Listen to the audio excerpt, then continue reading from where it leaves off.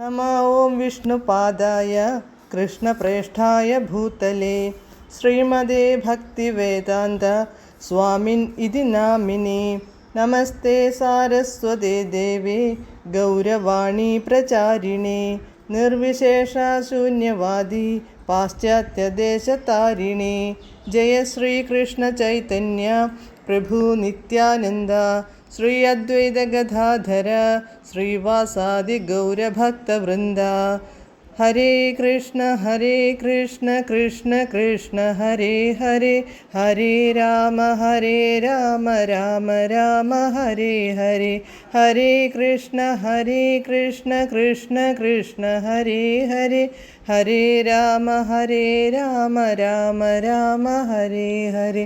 हरे कृष्ण कृष्ण कृष्ण हरे हरे, हरे राम राम हरे हरे. പരമദിവ്യോത്തമ പുരുഷനായ ശ്രീകൃഷ്ണ ഭഗവാന്റെ കഥകളാണ് ശ്രീകൃഷ്ണ എന്ന പുസ്തകത്തിലൂടെ പറയുന്നത്. ഓം നമോ ഭഗവതേ വാസുദേവായ, ഓം നമോ ഭഗവതേ വാസുദേവായ, ഓം നമോ ഭഗവതേ വാസുദേവായ. നാരായണം നമസ്കൃത്യ നരം ചൈവ നരോത്തമം ദേവീം സരസ്വതീം വ്യാസം തതോ ജയമുദീരയേത്. നഷ്ടപ്രായേഷു ഭദ്രേഷു നിത്യം ഭാഗവത സേവയാ ഭഗവത്യുത്തമശ്ലോകേ ഭക്തിർഭവതി നഷ്ടികീ. അധ്യായം 63 നൃഗരാജാവിൻ്റെ കഥ. Page number 624. രാജാവ് തുടർന്നു, ഇങ്ങനെയൊക്കെയായിട്ടും ബ്രാഹ്മണന്റെ പശുക്കളിൽ ഒരെണ്ണം എങ്ങനെയോ എൻ്റെ പശുക്കളുടെ കൂട്ടത്തിൽ കടന്നുകൂടി. ഇതറിയാതെ അതിനെ വീണ്ടും ഞാൻ മറ്റൊരു ബ്രാഹ്മണനു ദാനം ചെയ്തു. പശുവിനെയും കൊണ്ടു പോകുന്ന വഴിക്ക് അതിൻ്റെ മുമ്പിലെത്തി ഉടമ അതു തൻ്റേതാണെന്നു അവകാശമുന്നയിച്ചു. ഈ പശുവിനെ നേരത്തെ എനിക്ക് നൽകിയിരുന്നതാണ്, പിന്നെ എങ്ങനെയാണ് നിങ്ങൾ ഇതിനെ കൊണ്ടുപോകുന്നത്? അങ്ങനെ ബ്രാഹ്മണർ തമ്മിൽ വഴക്കും വക്കാണവുമായി അവർ എൻ്റെ അടുത്തു വന്നു. ഞാൻ നേരത്തെ ദാനം ചെയ്ത പശുവിനെ ഞാൻ തിരിച്ചെടുത്തു എന്നായി ആരോപണം. ഒരാൾക്ക് എന്തെങ്കിലും കൊടുത്തിട്ട് അത് തിരിച്ചെടുക്കുന്നതു വലിയ പാപമായിട്ടാണ് കണക്കാക്കുന്നത്. വിശേഷിച്ചും ഒരു ബ്രാഹ്മണനുമായുള്ള ഇടപാടിൽ. 2 ബ്രാഹ്മണരും ഒരേ ആരോപണം ഉന്നയിച്ചപ്പോൾ എന്താണ് സംഭവിച്ചതെന്ന കാര്യത്തിൽ രാജാവ് ചിന്താക്കുഴപ്പത്തിലായി. വക്കാണത്തിനിടയാക്കിയ ഒരു പശുവിനു പകരം ഓരോരുത്തർക്കും 1,00,000 പശുക്കളെ വീതം നൽകാമെന്നു രാജാവ് പറഞ്ഞു. താൻ അവരുടെ ദാസനാണെന്നും എന്തോ അബദ്ധം പറ്റിയതാണെന്നും രാജാവ് അവരോടു കേണു പറഞ്ഞു. ആ തെറ്റു തിരുത്താൻ തൻ്റെ മേൽ കരുണ കാണിക്കണമെന്നും ഒരു പശുവിനു പകരം താൻ വച്ച പരിഹാര നിർദ്ദേശം അംഗീകരിക്കണമെന്നും അദ്ദേഹം അപേക്ഷിച്ചു. ഈ അബദ്ധം കാരണം നരകത്തിൽ പതിക്കാനിടയാക്കരുതെന്ന് രാജാവ് വികാരഭരിതനായി ബ്രാഹ്മണരോട് അപേക്ഷിച്ചു. ബ്രാഹ്മണന്റെ വസ്തുവിനു ബ്രഹ്മസ്വമെന്നാണ് പറയുക. മനുസ്മൃതി അനുസരിച്ച് ഭരണകൂടത്തിന് പോലും അതിൽ കൈവയ്ക്കാൻ അവകാശമില്ല. പശു തൻ്റേതാണെന്നും ഒരു പരിതസ്ഥിതിയിലും അതിനെ തിരിച്ചെടുക്കാൻ പാടില്ലെന്നും 2 ബ്രാഹ്മണരും വാശി പിടിച്ചു. 1,00,000 പശുക്കളെ പകരം വാങ്ങാൻ ഇരുവരും തയ്യാറായില്ല. ഇങ്ങനെ രാജാവിൻ്റെ നിർദ്ദേശത്തോട് വിയോജിച്ചുകൊണ്ട് 2 ബ്രാഹ്മണരും കോപിഷ്ഠരായി സ്ഥലം വിട്ടു.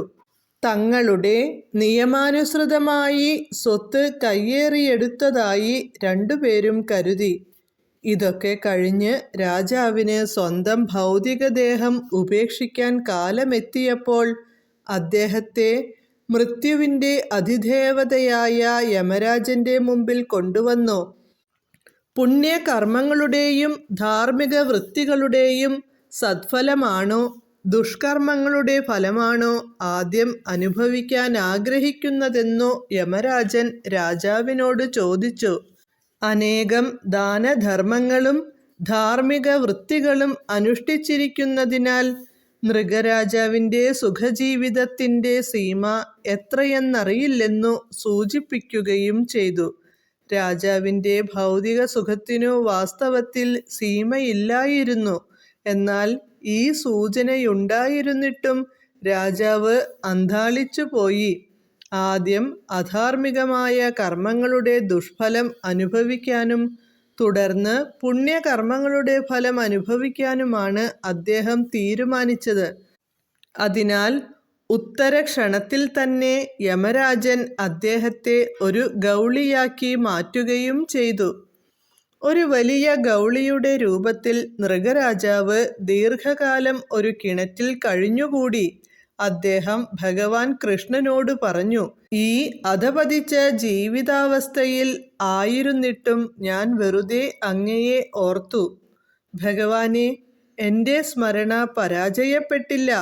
ഫലാപേക്ഷയോടെയുള്ള കർമ്മങ്ങളുടെ തത്വങ്ങൾ പിന്തുടർന്നു. എന്തെങ്കിലും ഭൗതിക ലാഭങ്ങൾ ഉണ്ടാക്കുന്നവർ അത്ര വലിയ ബുദ്ധിമാന്മാരല്ല എന്നാണ് മഹാരാജ നൃഗൻ്റെ വാക്കുകളിൽ നിന്നു മനസ്സിലാക്കേണ്ടതെന്നു തോന്നുന്നു. മൃത്യുവിൻ്റെ അധിദേവതയായ യമരാജൻ തിരഞ്ഞെടുക്കാനുള്ള അവസരം നൽകിയപ്പോൾ വേണമെങ്കിൽ രാജാ നൃഗന് പുണ്യകർമ്മങ്ങളുടെ ഫലം ആദ്യം അനുഭവിക്കാമായിരുന്നു. എന്നാൽ അതിനു പകരം ആദ്യം ദുഷ്കർമ്മങ്ങളുടെ ഫലം അനുഭവിക്കുകയാണ് നല്ലതെന്നും തുടർന്ന് തടസ്സം കൂടാതെ സൽക്കർമ്മങ്ങളുടെ ഫലം അനുഭവിക്കാമല്ലോ എന്നുമാണ് രാജാവ് കരുതിയത്. മൊത്തത്തിൽ അദ്ദേഹത്തിൽ കൃഷ്ണാവബോധം വികസിച്ചിട്ടില്ലായിരുന്നു. കൃഷ്ണാവബോധമുള്ളയാൾ ഈശ്വരപ്രേമം, അതായത് കൃഷ്ണപ്രേമമാണ് വളർത്തുക. പുണ്യകർമ്മങ്ങളോടോ പാപകർമ്മങ്ങളോടോ ഉള്ള പ്രേമമല്ല. അതുകൊണ്ടുതന്നെ അത്തരം പ്രവൃത്തികളുടെ ഫലത്തിനു വിധേയനാകുകയുമില്ല. ബ്രഹ്മസംഹിതയിൽ പറയുന്നത് പോലെ ഭഗവാന്റെ അനുഗ്രഹത്താൽ ഭക്തൻ ഒരിക്കലും ഫലാപേക്ഷയോടെയുള്ള കർമ്മങ്ങളുടെ ഫലങ്ങൾക്ക് വിധേയനാകേണ്ടി വരില്ല. ഹരേ കൃഷ്ണ.